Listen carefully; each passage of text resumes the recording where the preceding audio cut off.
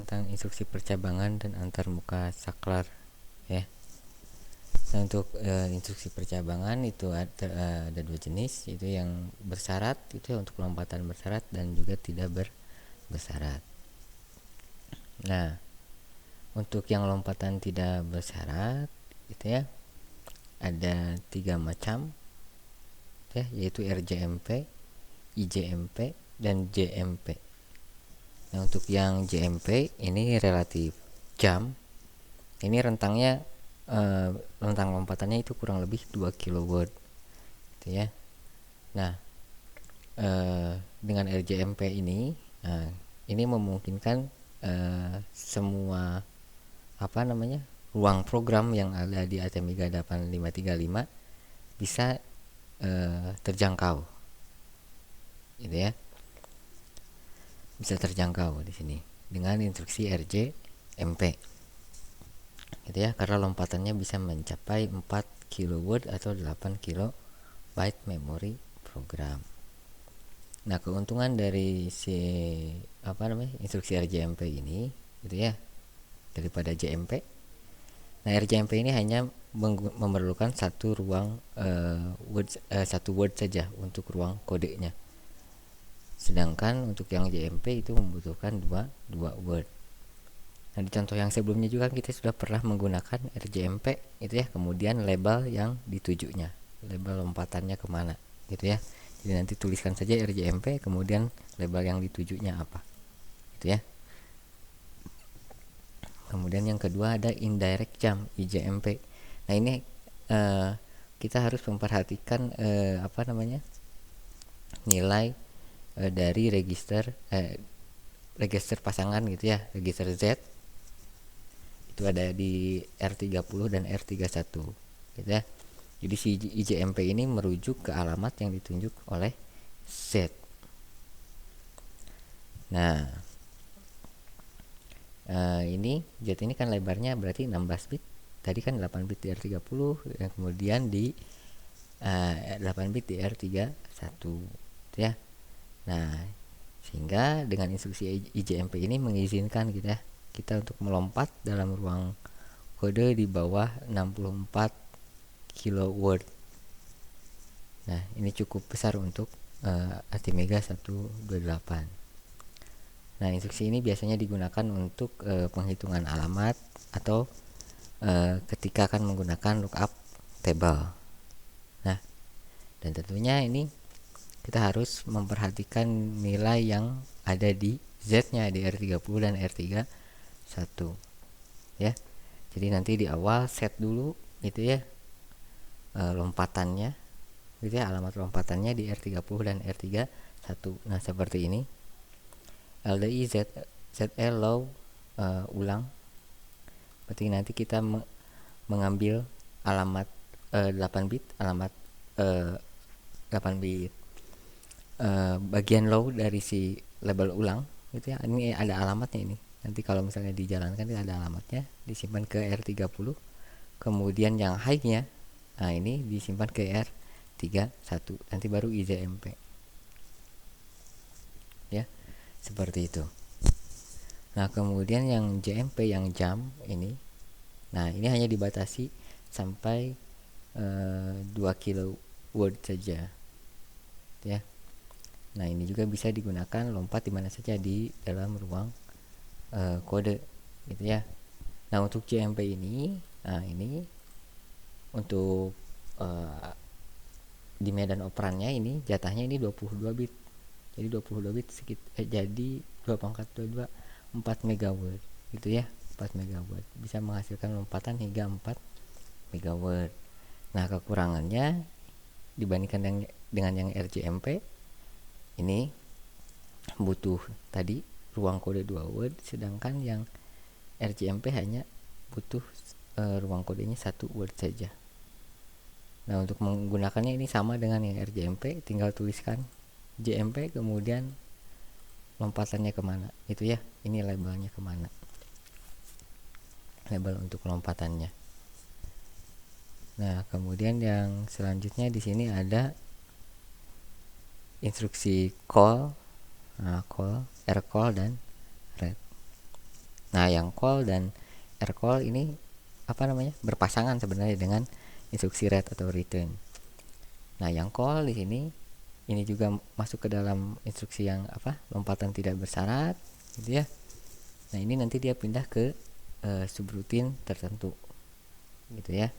Nah, nanti di dalam subroutine yang dipanggil, nah kita harus menempatkan instruksi read supaya nanti dia bisa kembali gitu ya ke baris setelah instruksi call. Seperti itu. Nah, instruksi call ini bisa digunakan untuk di di seluruh gitu ya, di seluruh ruang memori program. Kemudian ada instruksi rcall, relative call to subroutine gitu ya. Nah, ini juga sama dengan instruksi yang sebelumnya yang tadi yang call, hanya saja lompatannya tidak melebihi 4 word atau 8 kilobyte. Nah, tinggal dituliskan saja rcall subprogram. Ya. Nanti dia akan lompat ke label subprogram. Misal di bawahnya sini ada subprogram, kemudian ada program banyak, di sini baris-baris program. Nah, jangan lupa di akhir subroutine subprogram ini, nah tuliskan instruksi read supaya nanti setelah selesai dari ini subroutine yang bernama subprogram ini, dia bisa kembali mengeksekusi instruksi setelah rcall di sini. Di bawahnya sini ada instruksi lagi. Ya, jika tidak, nah dia tidak akan kembali terus saja ke bawah. Ya, seperti itu. Nah, ada instruksi read to return. Ini untuk keluar dari subroutine atau kembali ke tempat di bawah baris instruksi pemanggil subroutine, ya. Jadi call subroutine, di sini misal ada subroutine, ada isinya programnya, nanti read. Nah, ketika read dieksekusi, nanti dia lompat kembali ke instruksi setelah call di sini, ya. Nah, yang selanjutnya ada percabangan lompatan bersyarat. Nah, yang bersyarat ini bisa digunakan untuk membandingkan nilai gitu ya, baik yang di register ataupun yang dari pin gitu ya, pin dari I/O port. Nah, contoh ini ada SBIC. Nah, SBIC ini skip if bit in I/O register is clear gitu ya. Jadi artinya satu baris di bawah instruksi SBIC ini akan dilewati jika pin yang diperiksa gitu ya, pin yang diperiksa kalau pin 1 ya, kalau port 8. Nah, jika pin yang diperiksa itu clear, dalam keadaan clear seperti itu, atau 0, nilainya 0 pin yang diperiksa ya. Jadi misal ada contoh SPIC port A, 2. Nah, jika si PA2 nilainya 0, di sini artinya seperti itu ya. Jika PA2 nilainya 0, maka instruksi setelah SBIC akan dilewati. Satu instruksi setelah SBIC akan dilewati. Nanti dia langsung mengerjakan instruksi yang di bawahnya lagi. Ya, kan minggu kemarin ini juga sudah dibahas tentang SBIC dan SBIS. Nah, ini diulang lagi. Yang SBIS skip if bit in I/O register is set. Nah, ini kebalikan dari SBIC. Jadi jika pin yang diperiksanya nilainya set, maka satu instruksi di bawahnya akan dilewati. Satu saja dilewati gitu ya, satu instruksi di bawahnya akan dilewati. Ini yang SBIS. Kemudian ada SBRC dan SBRS. Nah, ini untuk memeriksa di register. Ya, memeriksa nilai 1 bit saja yang ada di register. Yang SBRC skip if bit in register is clear gitu ya. Nah, ini akan memeriksa apakah bit di suatu register ini keadaannya clear. Jika iya, maka lewati satu baris di bawahnya ya, satu baris instruksi di bawahnya. Jadi misal di sini ada SBRC R0,7, kemudian di bawahnya ada increment R16, kemudian di bawahnya LDI R18, 5 heksa gitu ya. Nah, kan ada 3 baris. jika si SBRC ini, artinya jika bit yang ketujuh di R0 clear gitu ya, yang berarti instruksi yang di bawahnya tadi yang increment akan dilewati, dia langsung nanti mengeksekusi yang di bawah yang LDI yang tadi gitu ya, seperti itu. Ini juga sama sebenarnya dengan SBIS, SBIC gitu ya, cara kerjanya sama, akan di skip jika ini terpenuhi, skip satu baris. Kemudian ada SBRS, skip if bit in register is set, lompati satu baris di bawahnya jika bit yang diperiksa pada register itu dalam keadaan set ya. Jadi misal di sini ada SBRS R2,4 ya, SBRS R2,4 artinya periksa dulu bitnya ya, bit yang ada di R2, bit keempat yang ada di R2. Nah, jika bit yang keempat yang ada di R2 nya set, bit yang kedua bit R2 yang ada di bit keempat yang ada di R2 nya set, maka instruksi di bawahnya akan dilewati gitu ya. Tapi jika clear, maka instruksi di bawahnya tetap akan dikerjakan ya. Kemudian ada instruksi BR EKI. BR EKI itu ya, BR EKI branch if equal. Jadi dengan instruksi ini, ini ada pasangannya gitu ya. Biasanya instruksi BR EKI, kemudian BRNE, BRLO, BRSH ini dipasangkan dengan CPI, CP atau SUBI gitu ya. Compare immediate, sub atau sub immediate. Nah, di sini BREQ branch if equal gitu ya, lompat jika sama. Artinya jika register yang hasil perbandingannya sama, maka dia akan lompat ke label yang dituju di sana, dituliskan di sana ya.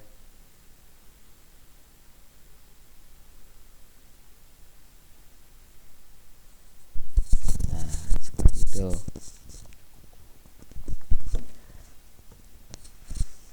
Contoh di sini ada CP R1, R0, BREQ sama. Nah, di sini akan dibandingkan register R1 dengan nilai yang ada di register R1 dengan nilai yang ada di register R0. Jika sama, gitu ya. Di sini ada BREQ sama. Nah, jika R1 dan R0 sama, maka dia akan lompat ke label sama. Gitu ya. Kemudian ada BRNE branch if not equal. Nah, ini contohnya pakai CPI, pakai immediate data. Jadi di sini dibandingkan R27 dengan nilai yang ada di R27 dengan nilai 5 desimal. Nah, kemudian BRNE tidak sama. Nah, ini bacanya jika R27 gitu ya, dan tidak sama dengan 5 desimal, nilai yang ada di R27 tidak sama dengan 5 desimal, maka lompat ke label ini ya. Ini label, namanya label tidak sama. Tapi jika sama, ternyata dibandingkan sama, maka ini kan tidak akan lompat ya, maka instruksi di bawahnya yang akan dieksekusi. Nah, sama juga dengan tadi yang BREQ, misal dibandingkan R1 dengan R0 dibandingkan ternyata tidak sama, berarti kan ini tidak terpenuhi ya, maka dia akan mengeksekusi instruksi yang di bawahnya, tidak akan lompat tapi mengeksekusi instruksi yang di bawahnya. Kemudian ada BRLO branch if lower, ini untuk unsigned gitu ya, bilangan tidak bertanda. Nah, ini juga sama pasangannya dengan CPI, CP, sub atau subi. Nah, di contoh ini dibandingkan gitu ya, satu register dengan immediate data berarti menggunakan CPI. Nah, di sini ada BRLO branch if lower.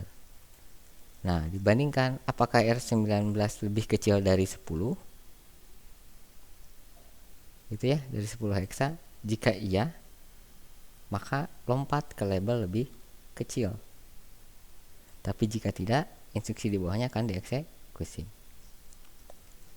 Nah, misal R19 isinya FF heksa. Nah, tentu saja berarti kan lebih besar dibandingkan 10 heksa ya. Maka tidak akan lompat, tapi instruksi yang di bawahnya di sini ya, di instruksi di bawah BRLO di sini, di bawahnya di sini yang akan dieksekusi ya selanjutnya. Tapi jika si R19-nya lebih kecil, misalnya R19 isinya 1 heksa, maka dia akan lompat ke label ini ya. Kemudian ada instruksi yang selanjutnya BRSH ya, branch if same or higher. Ini juga unsigned. Nah, ini akan lompat ke label yang dituju jika nilai yang dibandingkan sama atau lebih besar ya. Jadi misal ada BRSH high SM ini ya, dia akan lompat ke label high SM ini jika nilai yang dibandingkan itu sama atau lebih besar ya. Misal di sini ada Subi R19,4, berarti kurangkan ya ini R19 dengan 4 kan gitu. Jika hasilnya 0 berarti kan sama, flag Z nya nilainya 1, nanti lompat dia ke label high SM ini. Tapi jika tidak gitu ya, misalnya lebih besar gitu ya, R19 nya sekarang diberi nilai 5 lah gitu ya, 5 desimal gitu ya, dikurangkan. Dikurangkan ini juga tidak dia tetap akan lompat ke label high SM karena si R19 nya lebih besar gitu ya, lebih besar dari ini, dari 4 ini. Nah, yang selanjutnya ada percabangan dengan struktur bahasa tingkat tinggi. Nah, ada if dan else, kemudian ada perulangan, for, while do, repeat until, dan case. Nah, untuk yang if dan else di sini, ini kan prinsipnya, if true maka bagi statementnya akan dieksekusi. Jika tidak berarti else, maka statement yang di bagian else yang akan dieksekusi kan gitu ya, yang if dan else seperti itu. Nah, ini bisa dituliskan seperti ini. Subi R16,5 dikurangkan R16 dengan 5. Di sini BREQ ini ada label reg 16 sama 5 gitu ya. Nah, jika R16 dan dengan nilai 5 desimal, maka ini akan lompat ke label ini. Jika tidak, itu ya. Jika tidak, diperiksa lagi di sini kan, berarti masuk ke else, artinya yang ini yang else ya. Apakah lebih kecil, kan pakai BRO ya. Apakah lebih kecil? Jika iya lebih kecil, dia lompat ke sini. Maksudnya lebih kecil ini R16 nya lebih kecil dari 5 ya, maka lompat ke label ini. Jika tidak juga, artinya R16 pasti lebih besar dari 5, berarti yang else yang ini. Nanti lompat dia ke reg 16 ke label ini ya, besar 5 ya, seperti itu. Jadi nanti bisa divariasikan gitu ya. Kemudian pengulangan for. Nah, di sini pengulangan for kita bisa menentukan nilai awal dari pencacah kan gitu ya. Di for ada nilai awal pencacah, kemudian batas akhir, kemudian incrementnya berapa kan gitu ya, nilai pertambahan cacahannya berapa kan, seperti itu. Nah, ini ada satu contoh gitu ya, yang mirip sekali gitu ya. Nah, yang pertama di sini ada LDI R16 0. Ini register untuk pencacahnya. Kemudian loop out port B, R16. R16 dikeluarkan ke port B. Kemudian ada increment R16, kemudian ada CPI, BRNE, loop. Gitu ya. Nah, di sini setelah nilai pencacah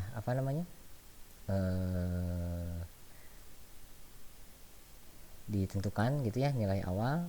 Kemudian di sini ada ini incrementnya, nilai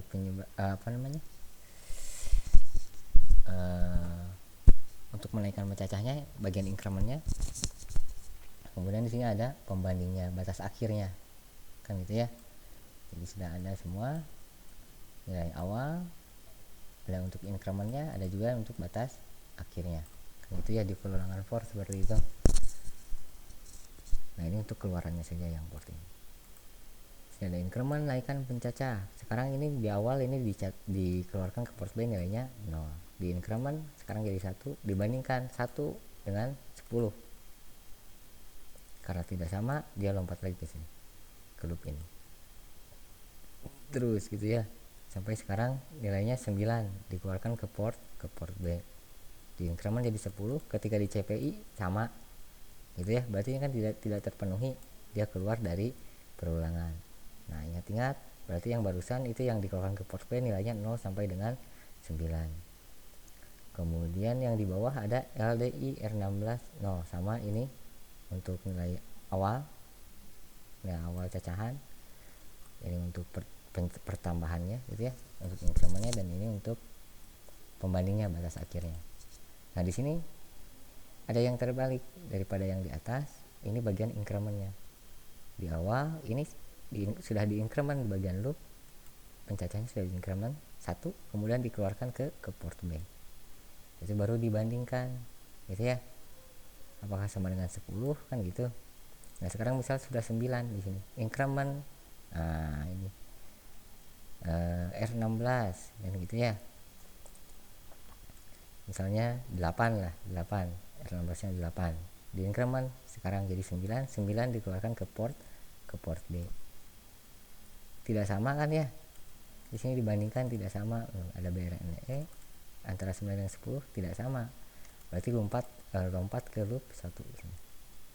Sekarang jadi 10 karena di sini di increment.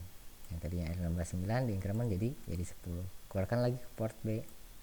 Kemudian baru di sini dibandingkan. Nah, ini mirip kan programnya ya. Tapi hasil yang didapat berbeda. Yang bagian atas ini yang dikeluarkan ke port B 0 sampai 9, sedangkan yang ini 1 sampai 10. Jadi hati-hati untuk menuliskan ini ya, bagian incrementnya ya. Nah, kemudian perulangan while do. Nah, while ini prinsipnya kan selama true maka dia akan terus melakukan statement yang ada di dalam while, kan gitu ya. Nah, contoh bisa memeriksa satu buah pin gitu ya, satu buah pin saja sebenarnya. Ini di contoh ini dibaca semua pin yang ada di port B dibaca ya, dan nanti akan dibandingkan. Jika pinnya 1, ya, nilai yang didapat dari pin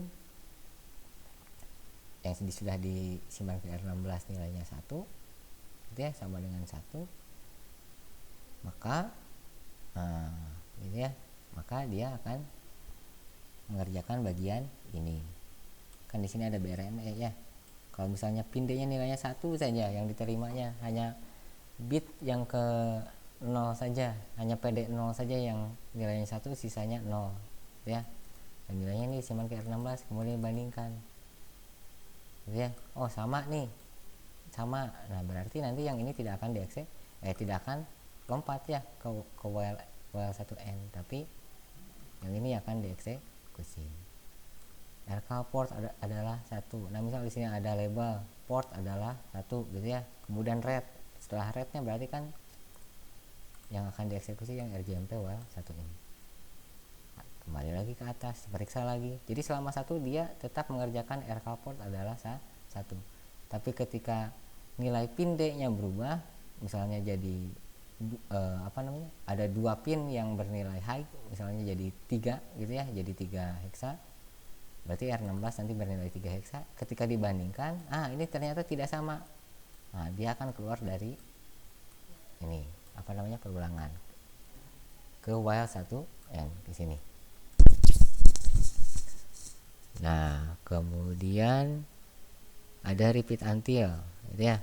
Ini menggunakan do while gitu ya, sama dengan do while gitu ya, do while. Nah, ini minimal 1 kali akan dieksekusi gitu ya. Jadi lakukan dulu baru nanti di akhir periksa gitu ya, seperti itu logikanya. Nah, misal di sini ada label while 2, di sini ada rcall port adalah 1. Nah, jadi nanti dia minimal 1 kali mengerjakan ini. Baru nanti dibaca dan dibandingkan.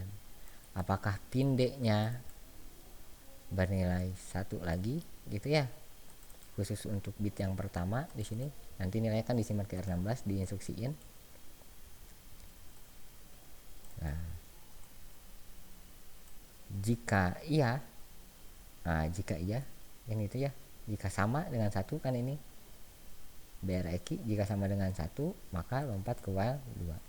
Nanti dikerjakan ini lagi, yang rcall port adalah 1. Nanti ada return dari subroutine port adalah 1, kemudian baru baca lagi. Tapi jika tidak, misalnya sekarang pin D nilainya 1 semua, 1 semua, berarti FF nanti di R16 di FF.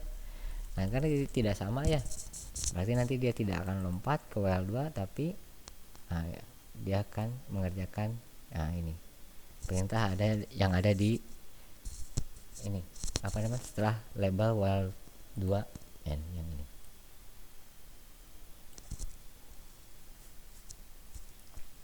ya. Jadi hati-hati untuk yang do while ini minimal 1 kali akan dieksekusi, baru nanti diperiksa. Jadi lebih baik nanti gunakan yang ini saja gitu ya, yang while do saja. Nah, kemudian yang selanjutnya ada struktur case. Nah, ini struktur case ini biasanya untuk memeriksa perintah gitu ya. Misalnya kita menerima perintah lewat word gitu ya, karena kan ada banyak jenis-jenis komennya misal yang harus dibaca gitu ya. Nah, ini kita bisa menggunakan struktur case ya, menggunakan struktur case. Kan case yang diperiksa jika terpenuhi maka statement yang ada di dalam case akan dieksekusi, kemudian keluar dari case gitu ya.